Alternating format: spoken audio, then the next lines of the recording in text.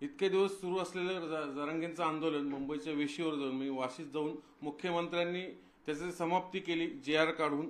पण या आंदोलनातनं नेमकं मराठा समाजाला खरंच आरक्षण मिळालं का यावर अनेकांच्या मनात शंका कुशंका आहेत. नेमकं सत्यता काय, आरक्षण नेमकं मिळणार आहे का, सगळे सोयरे या शब्दाचा अर्थ काय, कुणबी मराठा याचा खरंच लाभ होणार आहे का, नंतर ओबीसींच्या रिएक्शन आपण जाणून घेतलं. पण ह्या सगळ्या आरक्षणाचे अभ्यासक मी आज नाही, आज जरांगे आपल्याला सगळे नेते झालेले दिसतात. पण आरक्षणाचा लढा एवढा सोपा नाही, एवढं खूप जुना आहे.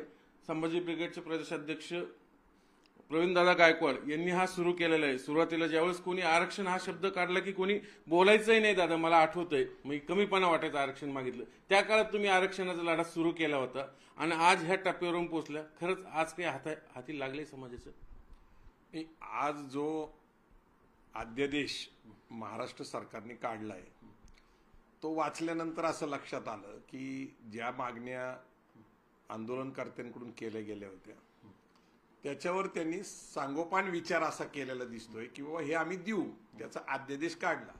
तो कुठलंही आंदोलन थंड करायचं असेल जे उग्र झालंय किंवा सरकारच्या आवाक्याच्या बाहेर गेलेले तर अशा प्रकारचे अध्यादेश यापूर्वी काढलेले आहेत. म्हणजे मराठा क्रांती मोर्चाचे ज्यावेळेस 58 मोर्चे झाले त्यावेळेसही काढले गेले. आता अध्यादेश काढल्यानंतर अध्यादेशाच्या प्रमाणे लाभ मिळण्यासाठी काय करावं लागेल तर त्याला पहिल्यांदा कायद्यात रूपांतर करावं लागेल. म्हणून 16 फेब्रुवारीला सरकारने सांगितलं की आम्ही अधिवेशन घेतोय. म्हणजे विधानसभेत आणि विधान परिषदमध्ये म्हणजे कनिष्ठ आणि वरचं सभागृह अशा दोन्ही ठिकाणी 2/3 बहुमताने तो कायदा पारित करावा लागेल. तिथं वेगवेगळे पक्ष संघटनेचे लोक आहेत, जाती समूहाचे आहेत, वर्गाचे आहेत, वेगवेगळी मतप्रवाहाचे लोक आहेत.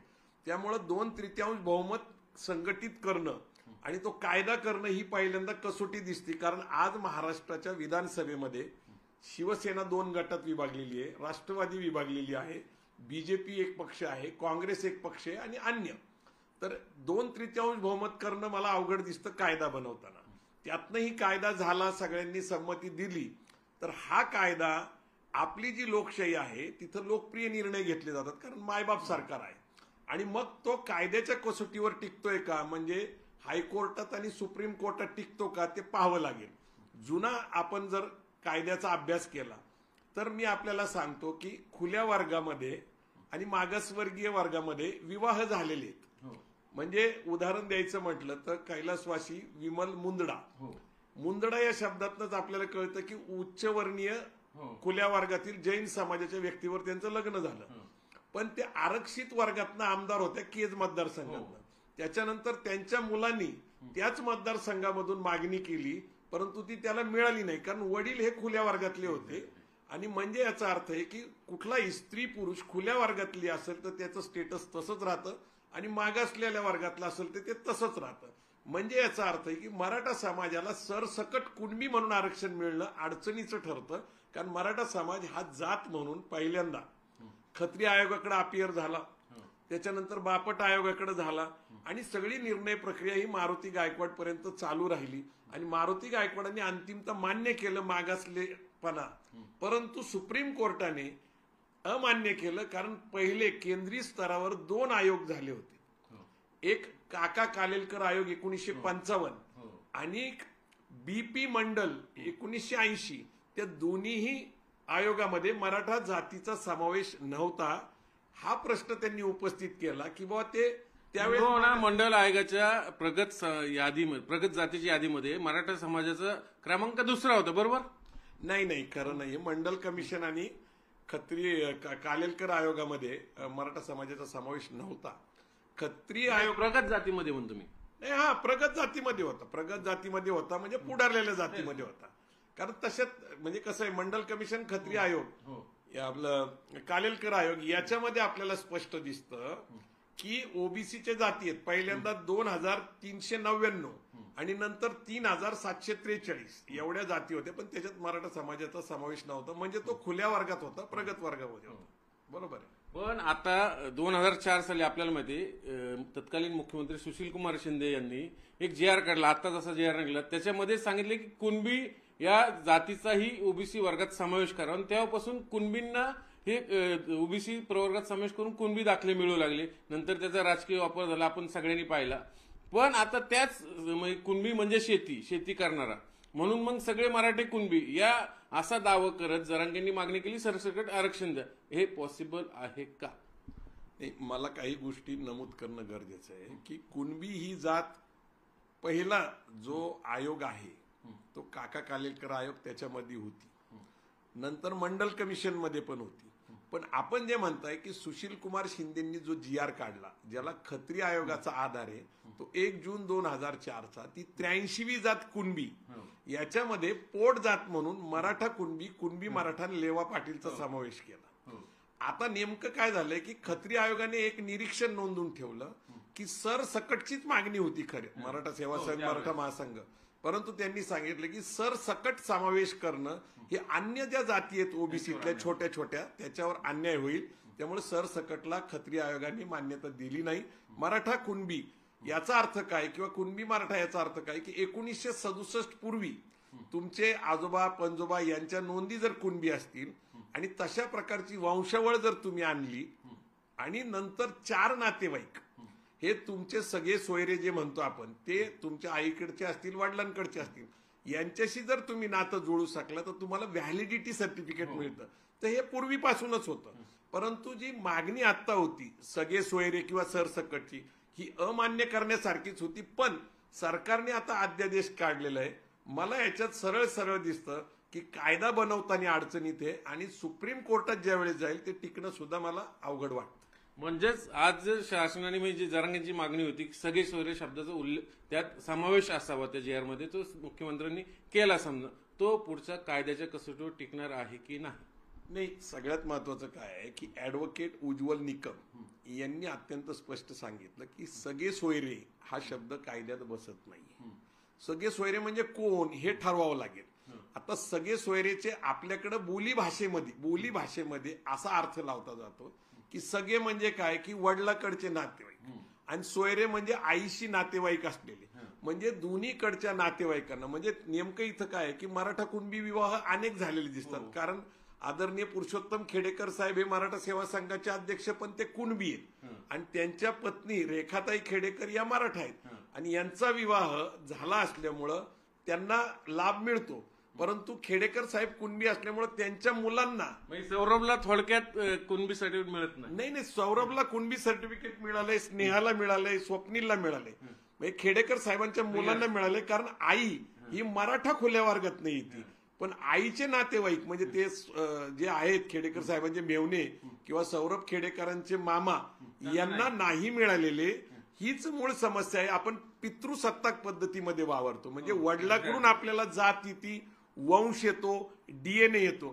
त्यामुळं महिला विवाह करून जरी आली असली म्हणजे सगळ्यांकडे मिळतं का तर मिळू शकतं, पण सोयऱ्यांना मिळणार का तर नाही. पण तरीही कुणबी आणि मराठा एकत्रित धरून सरसकट मिळणं कदापिही शक्य नाही. त्याला मराठा समाजाला मागासलेपणा सिद्धच करावा लागेल. जो प्रयत्न नारायण राणे समितीने केला होता, मारुती गायकवाडांनी केला होता, ते न्यायमूर्ती शुक्रे यांचं जे आता ओबीसी आयोग आहे हेही तशा प्रकारचा सर्वे करून, परंतु ते जर 50% वर दिलं गेलं मराठा समाजाला तर ते टिकणार नाही, हा धोका आहे. पण मराठा समाजाला 1967 पूर्वीचे पुरावे मिळाले कुणबीचे, तर ते ओबीसीचा आरक्षणाचा लाभ घेऊ शकतात. पण 2019ला EWS इकॉनॉमिकल वीकर सेक्शन आर्थिक दुर्बल घटक याचं संभाजी ब्रिगेड पहिल्या दिवसापासून समर्थन करतंय आणि सुप्रीम कोर्टातून 3-2 प्रमाणे न्याय मिळाल्यामुळं EWSचं आरक्षण लागू झालेलं आहे. ते ओबीसीसारखंच आहे, त्याला सुद्धा क्रिमिलेअर आहे 8 लाखाचा नियम तेच आहे जे ओबीसी नाही. त्यामुळं ज्या मराठा समाजाच्या लोकांना कुणबी म्हणून मिळत नाही त्यांना EWSची सवलत उपलब्ध आहे, त्यांना त्याचं आरक्षण घेण्याचा प्रयत्न आहे. पण सरसकट कुणबी झाले तर EWSच्या 10% आरक्षणावर मराठा समाजाला पाणी सोडावं लागेल. म्हणजेच याचा अर्थ आता जे जरांगेंचा जो दावा होता की मध्ये मातृसत्ताक पद्धतीने आम्हाला ते दिलं जावं ते शासनाने फेटाळलं, कारण कायदाच तसं नाही मुळात. हे झालं, मग आता त्यांनी सगळे शौर्य शब्दाचा आग्रह धरला. तर या शब्द समावेश केल्याने खरंच आरक्षण मिळणार आहे का? मुळात ते 54 लाख नोंदी सापडल्या म्हणतात, ते खरंच सगळे 54 लाख तेवढे मिळणार आहे? नाही, मुळात आपण लक्षात घेतलं पाहिजे की अगदी पहिला आयोग मी सांगितलं तसं कालेलकर आयोग, मंडल आयोग, कुणबी शब्द होता. तर विदर्भात 90% हे कुणबी आहेत. ते पण गंमत आहे तिथं 42 पोट जाती आहेत. म्हणजे किरमिरे नावाच्या एका लेखकांनी त्याच्यावर पूर्ण अभ्यास केलाय. म्हणजे कसं तिरळे कुणबी, बावणे कुणबी, घाटोळे कुणबी हे मुख्यतः कुठे आहेत? चंद्रपूर, गडचिरोली ह्या आदिवासी भागामध्ये यांचा मोठा पट्टा आहे. हे मूळ कुणबी जाते, हे मूळ कुणबी जात. आता त्याच्यात गंमत अशी आहे की खानदेशामध्ये 80% लोक आहेत, कोकणामध्ये पण मोठ्या प्रमाणात कुणबी आहेत आणि पश्चिम महाराष्ट्रामध्ये मराठा कुणबी मराठाचा निर्णय आला आणि त्याच्यानंतर पश्चिम महाराष्ट्रातही मोठ्या प्रमाणात कुणबी आहे. म्हणजे 54 लाख जे सांगितला जातो तो संपूर्ण महाराष्ट्राचा आहे. नव्याने मराठवाड्यात जी मागणी झाली होती त्याच्यातनं साधारणपणे असं मानण्यात येतं की 28,000च कुणबी सापडलेले आहेत. परंतु ते मला असं वाटतं की ते स्थलांतरित आहेत, नोकरी उद्योग व्यवसाय निमित्त विदर्भ खानदेशातले लोक त्यांनाच मिळालेले.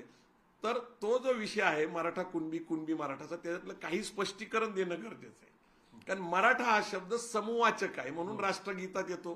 पंजाब, सिंध, गुजरात आणि मराठा प्रदेशवाचक शब्द आणि मराठा ही जात पण आहे आणि ही जात पण असल्यामुळं त्याच्या पुढे कुणबी कसं आलं तर कुणबी परत जात आहे आणि कुणबी हा व्यवसाय आहे शेती म्हणून.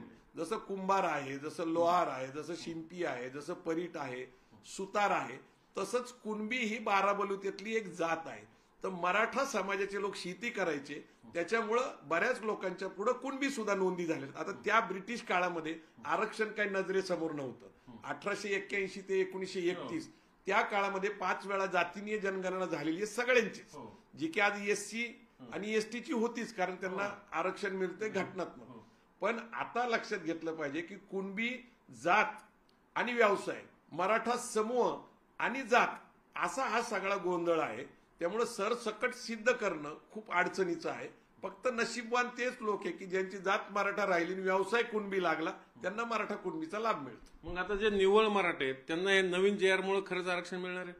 नाही, नवीन अध्यादेशामुळं मराठा समाजाला आरक्षणाचा लाभ मिळणार नाही. त्यांना ईडब्ल्यूएसचा पर्याय खुला आहे. कारण यापूर्वी होता ना, नाही तो होताच आहेच, परंतु मराठा समाजाचा मागासलेपणा सिद्ध करण्याचा प्रयत्न नारायण राणे समितीने केला, तो टिकला नाही हायकोर्टामध्ये. मारुती गायकवाडांनी 1063 पानाचा अहवाल दिला, परंतु तो सुप्रीम कोर्टात टिकला नाही. त्याचं कारण खूप चांगलं आहे. कारण सुप्रीम कोर्ट काय म्हणतंय की पहिला जो आयोग होता 1955चा कालेलकर आयोग आणि दुसरा मंडल आयोग 1980चा, दोन्हीमध्येही मराठा समाजाचा समावेश नव्हता. देश 75 वर्ष पूर्ण करतोय आणि प्रगतीकडे चाललंय. त्यावेळेस पुढारलेला समाज मागासलेला जे आपल्याला सिद्ध करण्याचा प्रयत्न करतो याच्याबद्दल आक्षेप नोंदवले गेलेले आहेत. रिव्हर्स प्रक्रिया कशी होणार मग? नाही, आता काय खरं सांगू का की आपल्याकडे मूळ समस्या काय आहे? बेरोजगार ही मूळ समस्या आहे. देशामध्ये केंद्र सरकारने जाहीर केलं की 40% तरुण बेरोजगारी, शिकलेले आहेत पण नोकरी नाही, रोजगार नाहीये. दुसरं, खाजगीकरण आपल्याकडे आल्यानंतर शिक्षण प्रचंड महागलेलं आहे. म्हणजे PG to KG म्हणजे लहान मुलांच्या प्रवेशापासून डोनेशन पासून इंग्लिश मिडियमला आपल्याला डोनेशन पण द्यावं लागतं, फीस जास्त आहे. म्हणजे आपण जर अभ्यास केला तर सरकारी कॉलेजमध्ये, गव्हर्नमेंट कॉलेजेसमध्ये फी जे आहे त्याच्या 5 पट खाजगीमध्ये आणि शिवाय डोनेशन द्यावं लागतं. त्यामुळे शिक्षण परवडत नाही. खरी मागणी आत्ताच्या काळामध्ये अपेक्षित ही होती की खाजगी शिक्षण संस्था आणि सरकारी संस्था याच्यातलं फी स्ट्रक्चर सारखं असलं पाहिजे. आता नेमकी समस्या काय? उलट झाले, खासगी विद्यापीठात आता शिष्यवृत्तीच बंद करून टाकली. नवीन विधेयक आले, गेल्या अधिवेशनात मंजूर करून घेतलंय. याच्याकडे कोणीच काही बघत नाही. मूळ जिथं सगळ्यात मोठं हे झालं ते कोणी बघत पण नाही, कोणाला माहित पण नाही. नाही, खरं सांगायचं शिक्षण आणि आरोग्य हे सेवा आहे आपल्याकडे या देशामध्ये. म्हणजे घटनेच्या तरतुदीप्रमाणे हे सेवामध्ये, पण आता आपण हे व्यापार करतो. म्हणजे शिक्षण हा धंदा झालेला आहे. एकेकाळ आपल्याकडे शिक्षणाच्या जे काही लोकांनी निर्माण केलं त्यांना शिक्षण महर्षी म्हटलं जातं, आता शिक्षण सम्राट म्हटलं जातं. या शब्दामध्ये सगळं अधोरेखित होतं. मला तुम्हाला नम्रपणे सांगायचंय की जर सरकारला खरंच इच्छा असेल तर शिक्षणाचं बजेट वाढवलं पाहिजे.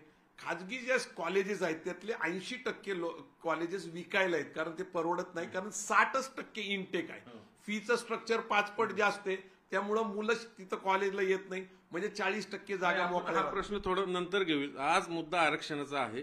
सरकारने आज जे आश्वासन दिलं ते खरंच तुम्ही म्हणता ही पॉसिबल नाही, मग ही शुद्ध फसवणूक नाही? नाही, ही 100% फसवणूक आहे. सरकार खरं बोलायला तयार नाही. मी गेली 3-4 महिने हे आंदोलन चालू असल्यापासून मी सांगायचा प्रयत्न करतोय की सरकार कुठल्याही कायद्याच्या कसोटीवर हे आरक्षण देऊ शकत नाही सरसकट आणि सगळ्या सोयऱ्यांना. कारण सुप्रीम कोर्टाचे पूर्वीचे जजमेंट्स तुम्ही जर बघितले, कारण कायद्याच्या कसोटीवर हे टिकत नाही. मला आपल्या नम्रपणे सांगायचं हे मायबाप सरकार आहे. लोकप्रिय निर्णय घेणे, लोकांच्या मागणीचा पाठपुरावा केला जातो, पाठपुरावा केल्यानंतर तो कायदा केला जातो. पण हे देश घटनेचा देश आहे. आपण आपल्याला स्वतःला कायदा लादून घेतलेला आहे. मग हा सगळा गुलाल उधळला तो काय? नाही, हे बघा, मला नेमकं माहित नाहीये, परंतु आता जे काही लोक आनंद साजरे करतात हा आनंद फार काळ टिकणार नाही. कारण कायदा बनवण्याचीच प्रक्रिया मी तुम्हाला सांगितलं फार जटिल आहे. आणि ते केल्यानंतर पण जी न्यायालयीन प्रक्रिया आहे तिच्यातनं पण आपल्याला निश्चित कळेल. पण आता निवडणुका आलेल्या आहेत. म्हणजे मला शुद्ध फसवणुकीबरोबरच राजकारण डोळ्यासमोर ठेवून घडलेली ही घटना दिसते. म्हणजे कसं, जरा विस्कटून सांगा, कोणी बोलणार नाही या विषयावर, पण दादा मला खात्री आहे दादा निश्चितपणे सांगते, कारण समाजाची फसवणूक होऊ नये म्हणून आपण हे ओपनली बोलतो. बरोबर नाही, गेल्या वर्षाचं तुम्ही जर राजकारण बघितलं तर महाआघाडी सरकार होतं, शिवसेना मुख्यमंत्री होते, राष्ट्रवादी काँग्रेस यांचं सरकार होतं. ते सरकार पडलं, एकनाथ शिंदे बाहेर पडले आणि ते बाहेर पडल्यानंतर भाजपने त्यांनी सरकार स्थापन केलं. त्यावेळेस उद्धव ठाकरे, आदित्य ठाकरेंनी एक नॅरेटिव्ह सेट केला होता, 50 खोके एकदम ओके. हा प्रचार इतका झाला होता की शेवटच्या मुलाला, म्हणजे गणपतीमध्ये डेकोरेशन होतं 50 खोकेने एकदम ओके. बैल पोळ्याच्या दिवशी बैलाच्या अंगावर लिहिलं जात होतं 50 खोके, म्हणजे इतकं झालं होतं. पण हे परसेप्शन अजितदादा सरकारमध्ये इन झाले, मला वाटतं बऱ्यापैकी डायव्हर्ट झालं. नाही, अजितदादांचं सुद्धा असं आहे की राष्ट्रवादीत पण फूट पाडलेली आहे. दुसरी गोष्ट कशी आहे की शिवसैनिकांना आणि मराठी समाजातल्या लोकांना, मराठी अस्मिता असलेल्या शिवसेनेवर जो अन्याय झालाय, कारण उद्धव ठाकरेंना चिन्ह आणि पक्षाचं नाव मिळालेलं नाही, तेच आता राष्ट्रवादी बरोबर पण घडणार आहे. म्हणजे पक्षाचं नाव आणि चिन्ह आदरणीय शरद पवार जे त्याचे संस्थापक अध्यक्ष त्यांच्याबरोबर राहणार नाही. आता हे सगळं वातावरण राजकीय दृष्ट्या फायद्याचं नव्हतं. सर्वे जे येत होते ते आत्ताचं जे सरकार आहे युतीचं, ते त्यांच्या विरोधात जाते सारखं लोकसभेला आणि विधानसभेला, आणि म्हणून फोडतोड आणि जोडचं राजकारण चाललं होतं. जसं हे आंदोलन सुरू झालं त्या दिवसापासून आजपर्यंत जर तुम्ही बघितलं तर माननीय मुख्यमंत्री एकनाथ शिंदे यांची प्रतिमा उंचवलेली दिसते. त्यांनी शिवसेनेच्या वर्धापन दिनाच्या मेळाव्यामध्ये शिवाजी महाराजांना स्मरून शपथ घेतली की मी मराठा समाजाला न्याय देईल, आणि त्याप्रमाणे आज त्यांनी तो अध्यादेश काढला. त्यांनी शिवाजी महाराजांच्या पुतळ्याला हार घातला. आता काय आहे की राम मंदिराचा एक विषय तुम्हाला माहिती 22 तारखेला मला पुन्हा जुन्या मूळ मुद्द्यावर आणायचं. म्हणजे हे जे आंदोलन आहे जरांगेंचं, हे पॉलिटिकली मोटिवेटेड होतं, हे तुमचा थेट आरोप येतं. 100% राजकीय दृष्ट्या याच्याकडे पाहायला पाहिजे. आंदोलनकर्ते प्रामाणिक आहेत का? प्रामाणिक आहेत. त्यांना आरक्षण पाहिजे का? आहे. परंतु त्यांचा वापर केला जातोय का या विषयाला संशयाला जागा आहे. आणि तशाच प्रकारचा आजचा निर्णय आलेला आहे अध्यादेश काढून की मुख्यमंत्र्यांनी स्वतःची प्रतिमा स्वच्छ करून घेतलेली. पण समाजाला खरंच काय मिळालं नाही. समाजाला काही मिळालं नाही, मिळणारही नाही. कारण दोन आहेत त्याच्यामध्ये. आपल्याकडे 90ला आरक्षण आलं, 91ला जागतिकीकरण खासगीकरण. दादा तुम्ही ह्या विधानावरून ट्रोल होऊ शकता, कारण गेली महिना 2 महिने आपण बघितलं, कोणी जर आंदोलनाच्या विरोधात बोललं तर भयंकर ट्रोलिंग सुरू व्हायचं, आणि आज त्याचा पीक पॉइंट आलेला आहे. तरी तुम्ही म्हणताय महाराष्ट्र शासनाच्या या उपक्रमाला मनापासून शुभेच्छा. मराठी विश्वभाषा संमेलन आपण इथे करतोय. अर्थात संपूर्ण विश्वातून प्रतिनिधी इथे आलेत, हे पाहून आणखीन आनंद वाटला. आणि शिक्षण मंत्र्यांचं आणि मुख्यमंत्र्यांचं विशेष आभार की अशा प्रकारचं व्यासपीठ आम्हाला आपण उपलब्ध करून दिलं. मराठी भाषा आपण जी चॅनलवर पाहतो, वेबसाईटवर वाचतो, डिजिटलला म्हणजे फेसबुकला असेल, यूट्यूबला असेल, इन्स्टाला असेल, या सगळ्या माध्यमांमध्ये भाषेचे वेगवेगळे स्तर आपल्याला पाहायला मिळत आहेत. तुम्ही जो प्रश्न विचारलात, अध्यक्ष म्हणून नाही किंवा मराठा जातीचा प्रतिनिधी म्हणून नाही आणि विरोधक म्हणून पण नाही, एक प्रामाणिकपणे मी स्वतः मराठी शूद्र नावाचं पुस्तक लिहिलं. त्याच्यानंतर हे आरक्षण नावाचं पुस्तक लिहिलं. आरक्षणामध्ये मी जसं आपण प्रश्न उपस्थित केले असे मला 72 प्रश्न विचारले गेले. त्या प्रश्नांची उत्तरं मी लिहिलेली, आणि या उत्तरातनं अभ्यासाअंती माझं मत तयार झालेलं आहे. मराठा समाज मागासलेला आहे का? तर मराठी शूद्र, वर्णव्यवस्थेप्रमाणे शूद्र. म्हणजे मी माझा प्रयत्न हा कायद्याच्या कसोटीवर मराठा समाजाला न्याय मिळावा याच्यासाठी आयुष्याची 30 वर्ष खर्च केले. 1993 पासून आजपर्यंत ज्यांना मला ट्रोल करायचंय त्यांचं स्वातंत्र्य मी आबादीतच ठेवतो. आम्ही नेहमीच काही भूमिका प्रामाणिक मांडतो. पण माझा असा अनुभव आहे, जे लोक मला पहिल्यांदा विरोध करतात तेच नंतर कालांतरे म्हणतात की तुम्ही बरोबर आहे. असा गेल्या अनेक वर्षाचा अनुभव. आजचा अनुभव काय आहे? आजचा अनुभव सकाळपासून असा आहे की न्याय मिळाला अशी भूमिका असलेले कार्यकर्ते मला सकाळपासून भेटलेले नाही. फोनवरनं असा प्रकारचा फोन येत गेले की आमची फसवणूक झालेली.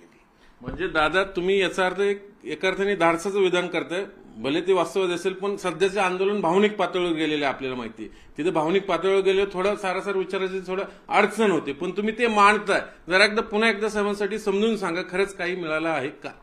नाही, हे बघा, अध्यादेश काढण्याची प्रक्रिया कशी असते की सरकारचं मंत्रिमंडळ एक आदेश काढतो आणि त्याप्रमाणे सरकार कारवाई करतं. 15 दिवसाच्या आत तो अध्यादेश कायद्यात रूपांतरित करावा लागतो. म्हणून 16 फेब्रुवारीला आपल्याकडे अधिवेशन घेतले.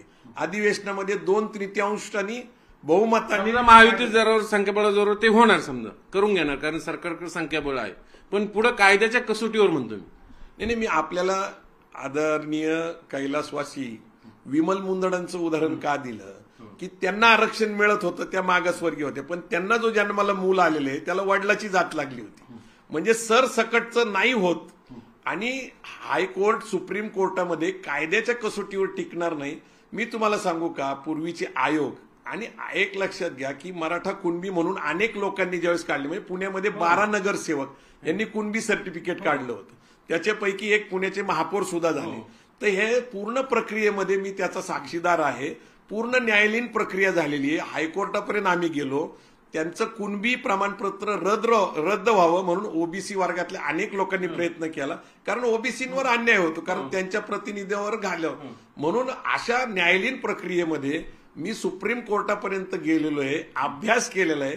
आणि सुप्रीम कोर्टाचा, कायद्याचा, घटनेचा अभ्यास केल्यानंतर मी हे सांगतो की हा अध्यादेश कायद्यात जरी रूपांतरित झाला तर कायद्याच्या कसोटीवर तो सुप्रीम कोर्टामध्ये टिकू शकत नाहीये. ही शुद्ध फसवणूक आहे. हे कधीतरी सत्य आज सांगायचं किंवा वर्षांनी सांगायचं, पण वर्षांनी सांगायला काही ती भविष्यवाणी थोडीच आहे. आज जे कागदावर दिसतंय, जर सरकारचा प्रामाणिक हेतू असला तरी 50% वर जर त्यांना आरक्षण द्यायचा प्रयत्न त्या न्यायमूर्ती शुक्रेंच्या माध्यमातून करत असतील तर ते सुद्धा टिकणार नाही. आरक्षणाच्या मर्यादा 50% आत आहे आणि ईडब्ल्यूएसचं 10% आरक्षण. ईडब्ल्यूएस म्हणजे इकॉनॉमिकल वीकर सेक्शन येतो, तो वर्ग नाहीये, सेक्शन आहे. तर त्यामुळं 10% आरक्षण मिळतंय मराठा समाजाला आणि त्यातलं जवळपास 8.5% लाभ मिळालेला आहे. तुम्ही समाजाला काय आवाहन कराल? मी समाजाला सांगल की ज्यांना 1967 पूर्वीचं कुणबी सर्टिफिकेट मिळते त्यांना जर वाटत असेल ओबीसीच्या आरक्षणाचा लाभ घ्यावा तर त्यांनी घ्यावा. परंतु ओबीसींना जो आरक्षणाचा लाभ मिळतो शिक्षण आणि नोकरीमध्ये, तोच ईडब्ल्यूएस मध्ये पण मिळतो. पण राजकीय महत्वाकांक्षा असेल स्थानिक स्वराज्य संस्थेची, परंतु ओबीसीचं महाराष्ट्रातलं ओबीसीच्या राजकारणाचं आरक्षणाला स्थगिती आहे. कारण जनगणना आणि क्वांटिफाईड डाटा हे आता सध्या थांबवलेलं आरक्षण आहे. राजकीय आरक्षण, राजकीय आरक्षणाचा लाभ मिळत नाही. काही लोक म्हणतात की मराठ्यांना ओबीसी मध्ये राजकीय आरक्षणासाठी जायचंय, तर ते आता स्थगित आहे. आणि ईडब्ल्यूएस मध्ये ओबीसीच्याच नियमाप्रमाणे शिक्षण आणि नोकरीचं आरक्षण मिळतं आणि ते 10% आहे. हे 19% 380 जाती आहेत, त्यामध्ये 92.5% मेरिट आहे शिक्षणामध्ये. ते काही सोपं नाही. जरी ओबीसी झाला तरी मी तुम्हाला सांगतो की 923 जाती रोहिणी आयोगाने आयडेंटिफाय केल्या की ओबीसी त्या 1990 पासूनच आहे, परंतु त्यांना शिक्षण, नोकरी आणि राजकारणात आजपर्यंत प्रतिनिधित्व नाही. आणि पुढचा जो धोका दिसतो पूर्ण सरसकट कुणबी मराठा ओबीसी मध्ये जाण्याचा, तर रोहिणी आयोगाच्या शिफारसीप्रमाणे 4 कॅटेगरी होणार आणि ज्या त्यातल्या टॉपच्या जाती आहेत, वरच्या जाती आहेत, त्यांना 3 ते 4% मिळणार. म्हणजे फॉर एक्झाम्पल कुणबी, माळी आणि मराठा सरसकट गेला तर तो, तेली, तर त्यांना 3-4%च मिळणार आहे. ती स्पेस फार कमी होणार आहे. मला असं वाटतं की आपण सत्य स्वीकारलं पाहिजे. ईडब्ल्यूएस समाधानकारक मिळते आणि खुल्या वर्गातल्या 40%. म्हणून तुम्ही या आरक्षणाच्या आंदोलनापासून लांब होतात? नाही, मी खरंच सांगतो की 2016ला 58 मोर्चे निघाले आणि 58 मोर्चे निघाल्यानंतर 2.5 कोटी लोक रस्त्यावर आले. मी मराठा क्रांती मोर्चावर पुस्तक प्रकाशित केलं. मला असं वाटत होतं की संख्याशास्त्र महत्वाचं असतं, म्हणजे ज्यांची लोकसंख्या जास्त, ज्यांचा दबाव जास्त, त्यांना न्याय मिळतो. पण मराठा क्रांती मोर्चानंतर न्यायमूर्ती मारुती गायकवाडांचा आयोग आला, त्यातनं एसीबीसी हे आरक्षण मिळालं 16%चं, ते रिवाईज झालं हायकोर्टामध्ये 11-12% झालं, पण सुप्रीम कोर्टामध्ये अंतिमता ते रद्द झालं. पण 19 मध्ये ईडब्ल्यूएसचं आरक्षण आलं, ज्याला घटना दुरुस्ती करण्यात आली, सुप्रीम कोर्टात ते टिकलं. जे सत्य आहे, जे वास्तव आहे, जे घटनेला मान्य आहे, ते समाजाला सांगण्याचं मी धाडस करतो. समाजाची दिशाभूल करणं, त्यांची फसवणूक करणं, एक सामाजिक कार्यकर्ता म्हणून मला ते पटत नाही. म्हणून मी सत्य सांगायचा 1918 पासून 2018 पासून सातत्याने प्रयत्न करतोय. आणि आम्ही आता सध्या आरक्षणाच्या पलीकडे अर्थकारणाची चळवळ चालवतो. नाही, ते तर मला माहितीच आहे दादा, तुमचं इथून पुढे मी उद्योजकांचे तुम्ही काम करता. पण मुद्दा असा आहे, समाज भाबडा आहे. समाजाला वाटतं आरक्षण मिळालं आपले सगळे प्रश्न सुटतील, म्हणून हा समाज सगळ्या जरांगेच्या पाठीमागे उभा राहिला. आपण बघितलं किती लोकसंख्येनं किती ताकदीनं उभं राहिला. पण आजच्या ज्या अध्यादेशातून मुळात प्रश्न हा मराठवाड्यासाठी सुरू झाला होता. विदर्भात बऱ्यापैकी कुणबींसाठी मिळतात, पश्चिम महाराष्ट्रात मिळतात, कोकणातले मराठी कुणबीसोबत जायला तयार नाहीत, तिथला एकही नेता बोलत नाही. राहिला प्रश्न मराठवाड्याचा. मराठवाड्यात खरंच कुणबी सर्टिफिकेट तेवढा ज्या आजच्या अध्यादेशाचा काही फायदा होणार आहे का? नाही, कारण जो आकडा उपलब्ध आहे तो 28,000चा आहे. आणि 28,000 लोकांना न्याय मिळाला, तरी पण त्यांच्या घरामध्ये त्या सर्टिफिकेट मिळाल्यानंतर नोकरीसाठी, शिक्षणासाठी कुणीतरी मुलगा पाहिजे, लाभधारक पाहिजे ना. म्हणजे सगळ्यांना सरसकट मिळालंही, परंतु लाभधारक घरात नसेल त्या सर्टिफिकेटचा तर काय फायदा आहे. आणि दुसरी गोष्ट लक्षात ठेवा, कुणबी म्हणून मिळालं तरी 8 लाखाची क्रिमिलेअरची मर्यादा आहे. म्हणजे सरसकट जरी म्हणलं तरी 50%पेक्षा जास्त मराठा समाज तसाच ईडब्ल्यूएस याच्यात बाहेर जातो. कशातनं 50% बाहेर का जातो, तर त्याची क्रिमिलेअरची मर्यादा आहे. जरांगे जो दावा करतात 54 लाख नोंदी मिळाल्या आहेत, गुणिले 5 जरी धरू, 4 धरू, तर 2.5 कोटी मराठ्यांना आरक्षणच जातोय असा त्यांचा दावा आहे. हे प्रॅक्टिकली शक्य आहे का? नाही, हे खरं नाहीये. आणि हे खरं नाहीये तर ते सांगितलंच पाहिजे ना.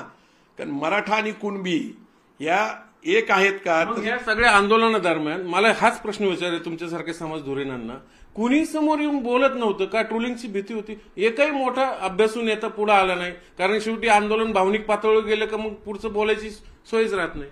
नाही, एक लक्षात घ्या, एक सामाजिक दबाव होता आणि समाजातल्या मोठ्या वर्गाला आशा निर्माण झाल्या होत्या. परंतु मी आपल्याला प्रामाणिकपणे आशा आकांक्षात उतरल्या नाही उतरल्या. परंतु आपल्याला सांगतो की मी गेली 2.5-3 महिने सातत्याने मुलाखती देतोय, लेख लिहितोय आणि याच्यातनं मी सांगायचा प्रयत्न करतोय. परंतु आता बऱ्याच लोकांना वाटत होतं की अशा प्रकारचं आक्रमक आंदोलन यशापर्यंत जाईल.